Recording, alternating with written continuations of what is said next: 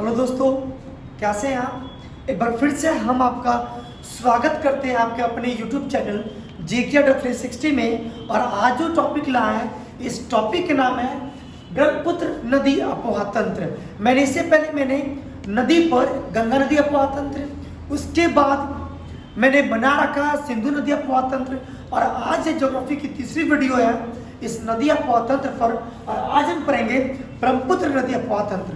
एक चीज और मेरे भाई, अगर आप वीडियो को अंत तक देखिए और आपको लगता है कि वीडियो में वाकई में आपने कुछ नया चीज जाना, तो आप इसे लाइक कीजिएगा।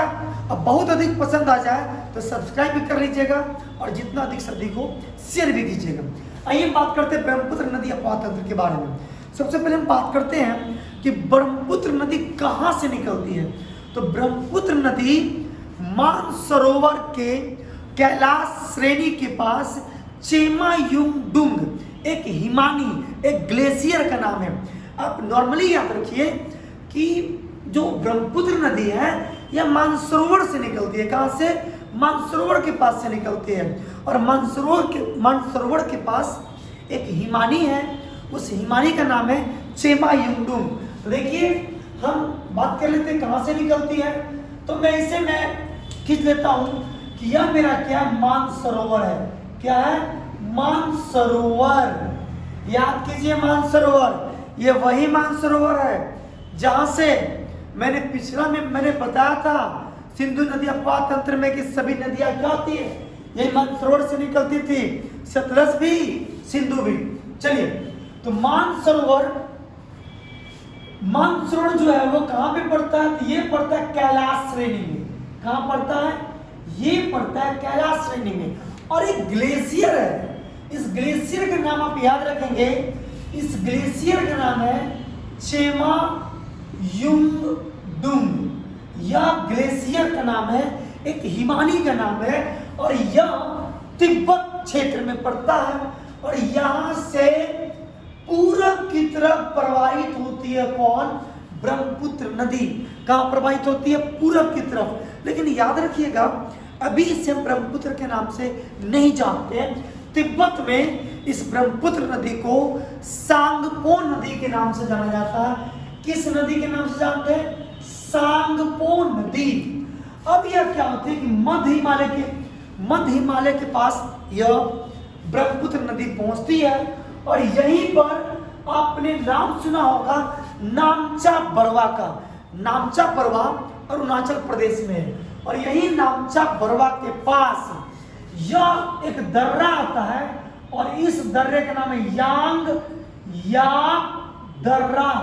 आप याद रखिएगा, VVI है। अरुणाचल प्रदेश के पास एक दर्रा आता है जिस दर्रा का नाम है यांग याप दर्रा। और ये पड़ता कहाँ पे है?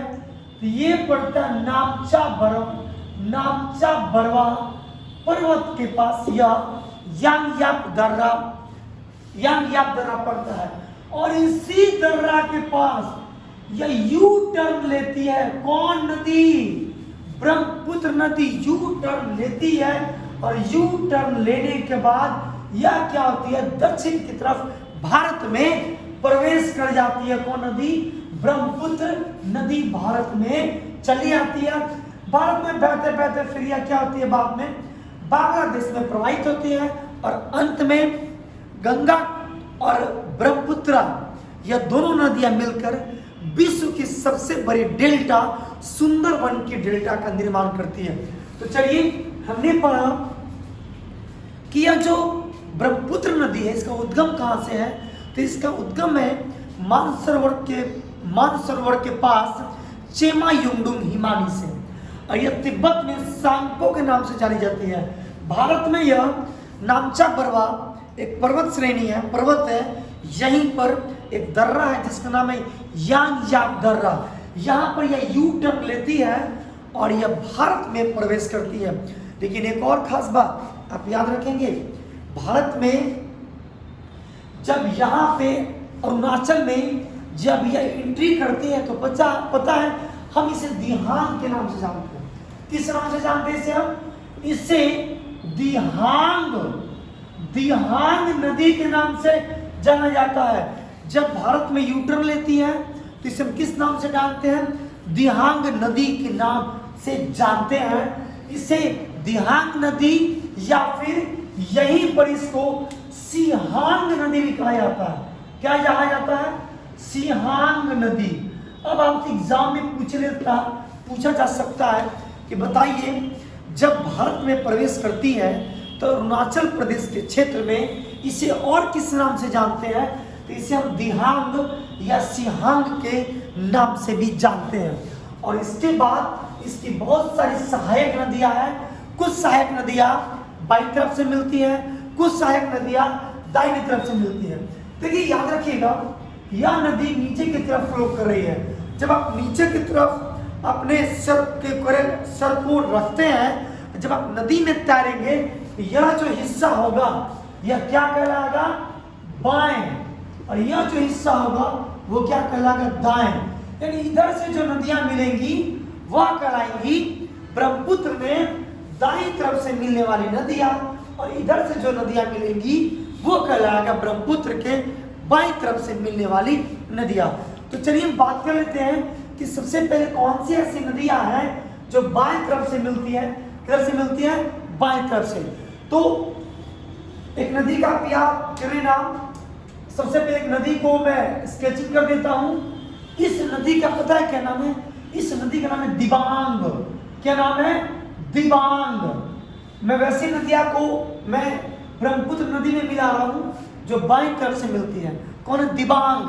दिबांग के बाद एक और इंपॉर्टेंट नदी है जो यहीं पर अब देखेंगे कि दो बाद में पर्वतों को काटते हुए धाराएं आती हैं, दो धारा, और यह दो नदियां होती है। एक का नाम है दिबांग और एक का नाम है लोहित। क्या नाम है? लोहित। लोहित नदी भी ब्रह्मपुत्र नदी में बाएं तरफ से मिलती है। दो और नदी का नाम याद कर ले आप। एक का नाम है कपिला नदी, कपिला, और एक और बहुत ही महत्वपूर्ण नदी है, इस नदी का नाम है बराक। क्या नाम है? बराक। ये जानते क्यों इंपॉर्टेंट है? क्योंकि जब सुंदरवन की जो डेल्टा बनती है, विश्व की सबसे बड़ी जो डेल्टा का निर्माण होता है, एक तरफ से गंगा नदी आती है और ब्रह्मपुत्र नदी आती है। लेकिन जब ब्रह्मपुत्र नदी में बराक नदी मिल जाती है तब क्या होती है? सुंदरवन की डेल्टा का निर्माण होता है। तो हम लोग याद कीजिए कि बाएं तरफ से कौन कौन नदी मिला। तो बाएं तरफ से मिलने वाली नदियां मैंने बताया दिबांग, लोहित जिसे खूनी नदी के नाम से भी जानते हैं, कपिला नदी या इसे हम लोग कपिल नदी भी कहते हैं, एक और नदी क्या है? बराक। अब हम देखते हैं कौन ऐसी नदी है जो दाईं तरफ से मिलती है। तो दाईं तरफ से एक नदी मिलती है। सबसे पहले उसका नाम लिख देते हैं, जिसका नाम क्या है? सुबनसिरी। क्या नाम है इसका? इस नदी का नाम है सुबनसिरी नदी। लिख देते हैं सुबनसिरी, सुबनसिरी नदी। सब में नदी नदी जोड़ लीजिएगा। इसके बाद एक और बहुत ही इंपॉर्टेंट नदी मिलती है, इस नदी का नाम है तीस्ता। क्या नाम है? तीस्ता, जो सिक्किम में क्या होती है? प्रवाहित होती है। एक और नदी इंपॉर्टेंट है जिसका नाम है कामेंग। क्या नाम है? कामेंग नदी, जो ब्रह्मपुत्र में कहां से मिलती है? तो बाईं तरफ से मिलती है। एक और नदी नाम याद कर ले जिसका नाम है मानस, और मानस के बाद एक और नदी का नाम आप याद कर ले जिसका नाम है संकोच नदी। क्या नाम है? संकोच। देखिए मैंने ऐसा क्यों बताया, क्योंकि अक्सर एग्जाम में आपसे पूछ लिया जाएगा कि ब्रह्मपुत्र की सहायक नदियां कौन है, या फिर यह भी पूछ लिया जाता है कि कौन सी ऐसी नदी है जो ब्रह्मपुत्र में दाईं तरफ से मिलती है, और कौन ऐसी नदी है जो कहां से मिलती है? बाईं तरफ से मिलती है। तो देखिए आप क्या याद करें, आप सबसे पहले याद करें कौन सी ऐसी नदियां हैं जो बाएं तरफ से मिलती है। तो बाएं तरफ से कौन मिलती है?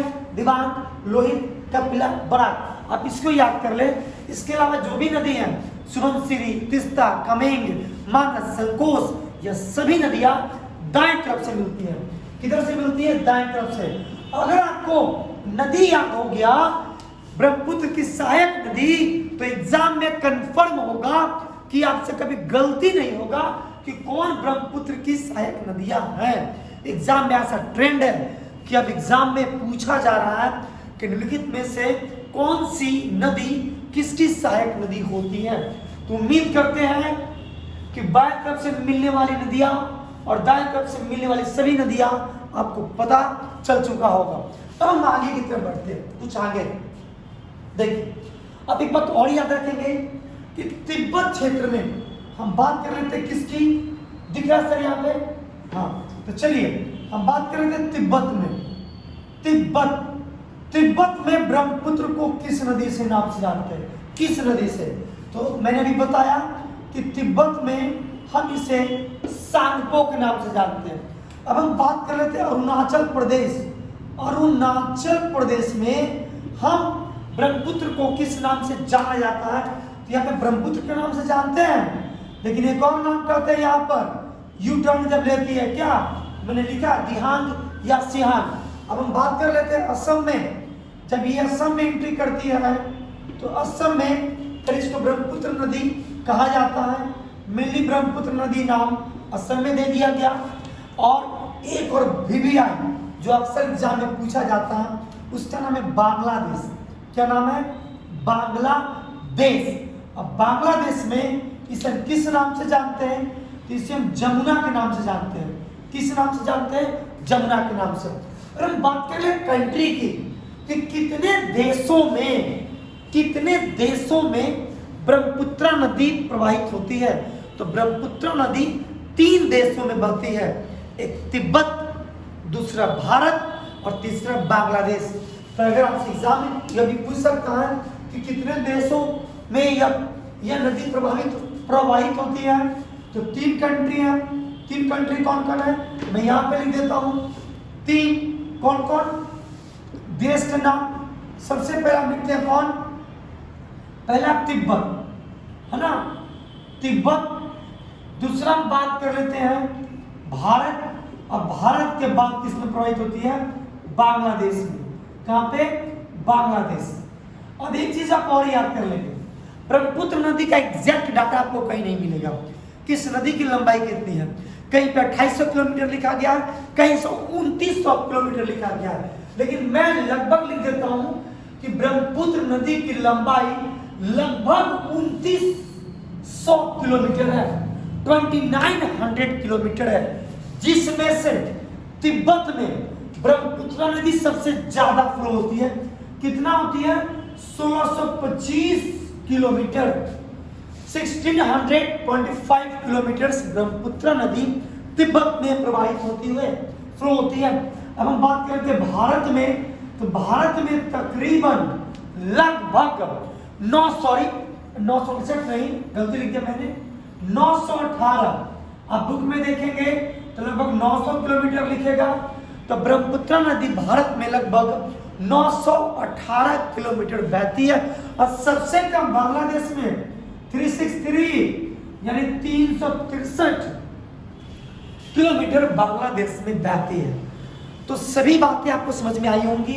उम्मीद रखते हैं ये सभी बातें आपको समझ में आ चुका होगा कि तिब्बत में किस नाम से जानते हैं, अरुणाचल में किस नाम से जानते हैं, जहाँ पे एंट्री करती है।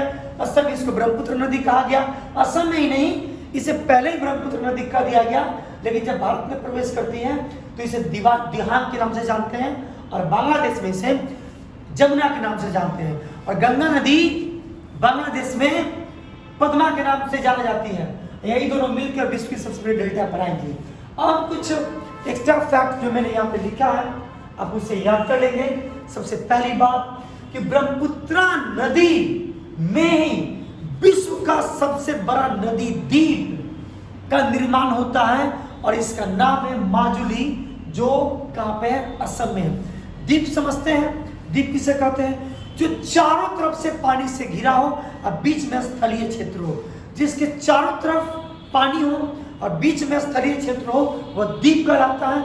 और इस तरह से ब्रह्मपुत्र नदी में भी द्वीप बनाती है। और जब नदियां द्वीप बनाती है तो इसे नदी द्वीप कहते हैं। और विश्व की सबसे बड़ी जो नदी द्वीप बनाती है वो ब्रह्मपुत्र नदी बनाती है असम में, जिसका नाम है माजुली। दूसरा बहुत इंपॉर्टेंट बात है कि राष्ट्रीय जलमार्ग संख्या 2 जो सादिया से धुबरी तक है यह ब्रह्मपुत्र नदी पर है। देखिए राष्ट्रीय जलमार्ग की बात करें, जलमार्ग 1 जो है वो गंगा नदी पर है और 2 जो है सादिया से धुबरी, वो कहाँ पे? ब्रह्मपुत्र नदी पे। एक और बात आगे आप करेंगे जो मैंने यहाँ पे बताया कि ब्रह्मपुत्रा नदी को तिब्बत में सांगपो, भारत में ब्रह्मपुत्रा और बांग्लादेश में जमुना नदी के नाम से भी जानते हैं। और एक और चीज है, एग्जाम में पूछा जाता है, यह जो लोहित नदी है, लोहित, इस लोहित नदी को खूनी नदी भी कहते हैं। क्यों कहते हैं? क्योंकि लोहित नदी का पानी एकदम रेड कलर का होता है, लाल रंग जैसा होता है। अब लोहित नदी का पानी लाल रंग होने के कारण लोहित नदी को खूनी नदी भी कहते हैं। और एक और चीज जिसका मैं बार बार नाम ले रहा हूं क्योंकि एग्जाम में अक्सर पूछे जाते हैं कि बताइए विश्व की सबसे बड़ी डेल्टा कौन है? तो विश्व की सबसे बड़ी डेल्टा का नाम है सुंदरवन की डेल्टा। सुंदरवन क्यों कहते हैं? क्योंकि सुंदर, इस जगह पर सुंदर नामक वृक्ष बहुत अधिक मात्रा में ये मिलता है, अतः इसी कारण से यहाँ जो डेल्टा बना है इसका नाम दे दिया गया है सुंदरवन की डेल्टा। तो जो विश्व की सबसे बड़ी जो डेल्टा है सुंदरवन की डेल्टा, इसका निर्माण दो नदियां मिलकर करती हैं, गंगा नदी और ब्रह्मपुत्रा नदी। अब अक्सर एग्जाम में पूछ लिए जाते हैं कि बताइए आखिर डेल्टा का निर्माण कब होता है और क्यों होता है? तो जब नदियां अपने साथ बहुत ज्यादा सिल्ट लाएंगी, सिल्ट, तो अपने मुहाने के पास इस सिल्ट को जमा कर देती है, जिसके कारण क्या होता है? डेल्टा का निर्माण होता है। एक यह भी कारण है डेल्टा के निर्माण में। और गंगा नदी में और ब्रह्मपुत्रा नदी में सिल्ट की मात्रा बहुत अधिक होती है, इसलिए विश्व की सबसे बड़ी डेल्टा का निर्माण हो जाता है। तो उम्मीद रखते हैं कि ये सभी बातें आपको अच्छे से समझ में आ चुकी होंगी।